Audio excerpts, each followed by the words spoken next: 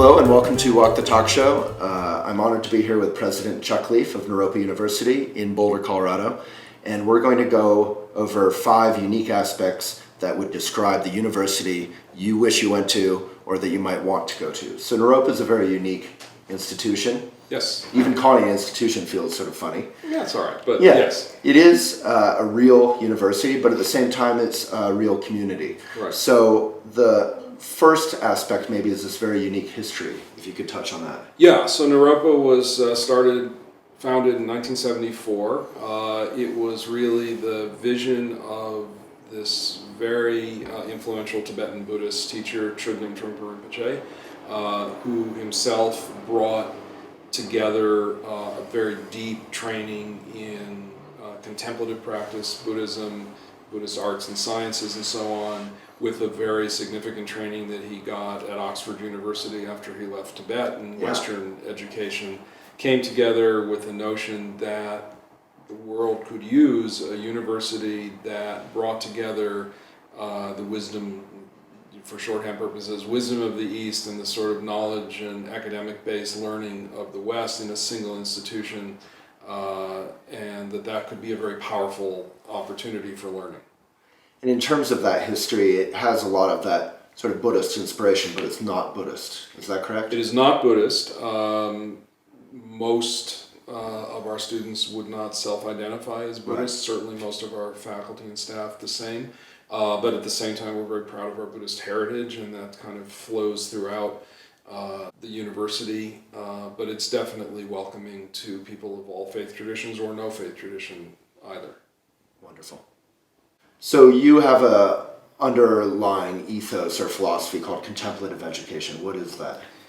Yeah, so, in a world where mindfulness is becoming ubiquitous, it's another word I've learned since I'm now an academic. It's a good academic word. What Naropa has done was made a decision from the very beginning, and we've held true to this for 40 years, is to bring in the classroom across all of our curriculum, not just the sort of, as we call it, sort of third-person learning, which is what people that ever went to college are used to, faculty member presenting, lecturing perhaps, writing papers, and sort of that kind of learning, or the sort of second-person learning, which is more experiential, opportunity for internships and work in the community and so on, which is also great. And that happens here. And that happens here, absolutely. Yeah. There are lots of opportunities for that kind of thing.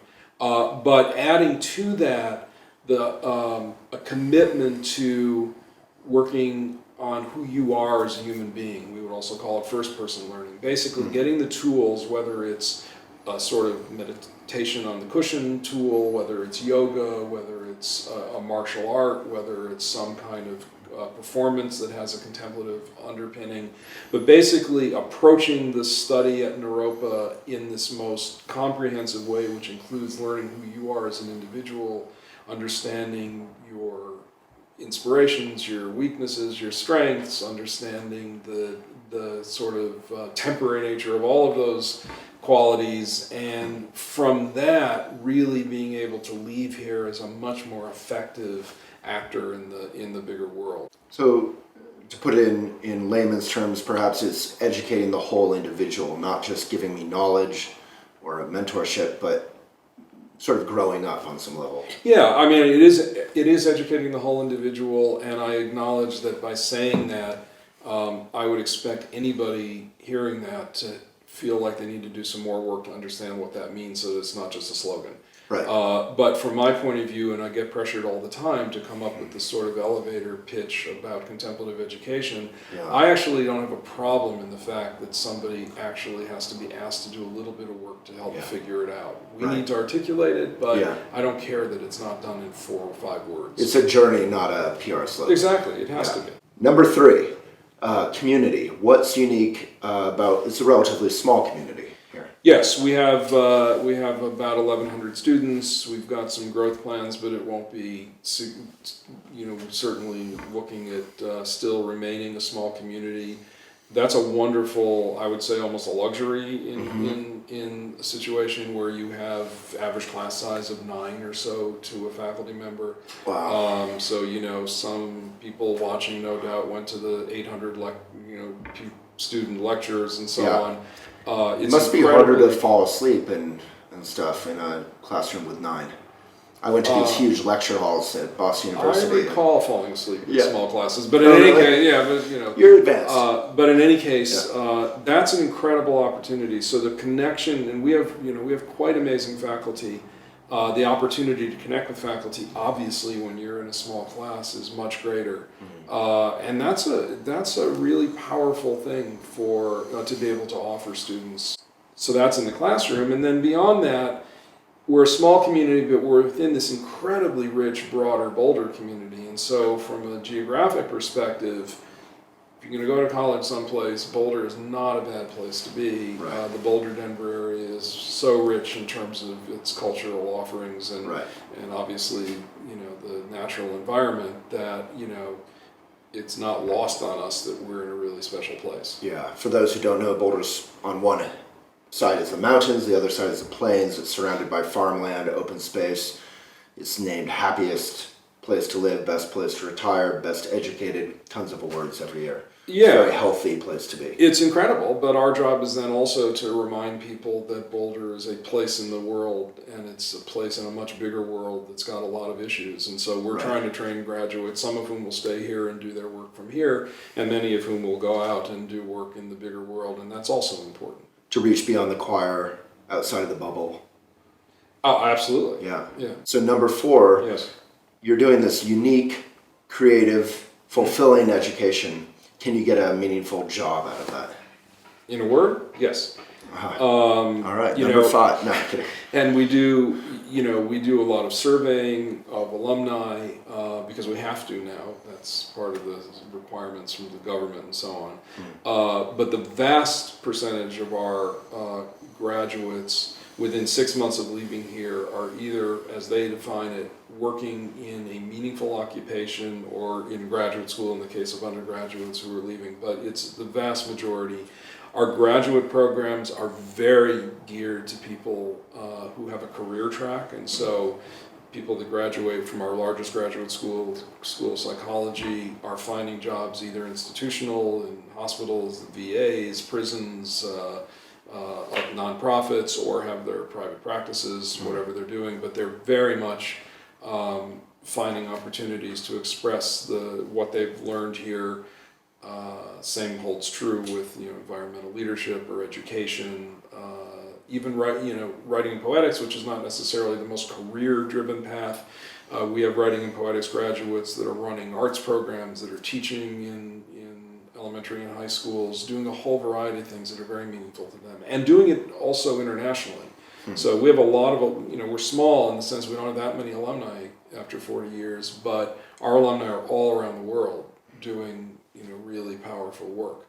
Does it mean that everybody has found a job immediately? Well, obviously not, but we feel very good about the positioning that our alumni have in the world when they leave here, and it's proving to be true. I think the question comes out of people who aren't familiar with Naropa. There's this sort of stereotype, also Boulder generally, that maybe it's a fun place to go to wear your Birkenstocks and kind of be, have a good time and, smoke some pot. But there's actually a lot of serious, maybe serious is the wrong word, but creative and meaningful education going on here. There's a level of discipline that we expect is also a funny word, but that our faculty expect of our students, which doesn't mean they don't have a good time. It doesn't mean that this isn't a place where people feel nourished and nurtured and excited. Doesn't mean it's not a place where people have gotten together and gotten married, or that happens, and our website is full of stories, alumni love stories that we have where alumni are talking about that experience that they've had.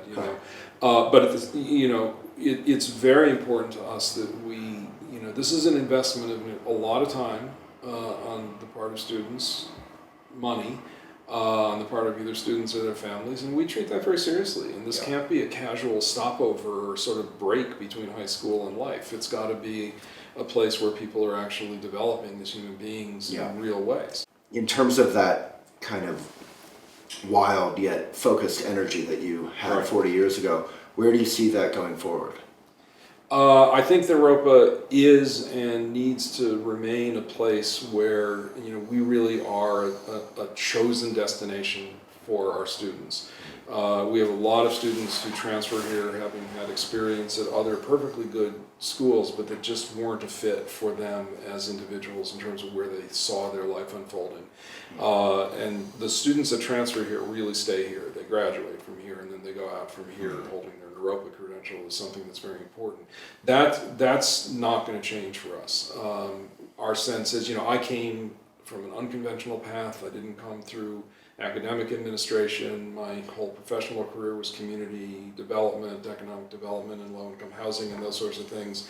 And from my perspective, I was trained more or less through my university experience to kind of do the work that I was doing. But I think that when I look at what a Naropa student can do when they're here, that's a part of my education journey that I completely missed, and I think would have been really an amazing opportunity to be able to bring, this contemplative personal work to the table very early on. I was fortunate to meet a teacher and be able to do that work kind of in parallel. Right. But the idea of actually doing it as a part of a whole would have been a wonderful thing, and I think the Naropa student has that opportunity right now. It's kind of everything in front of them.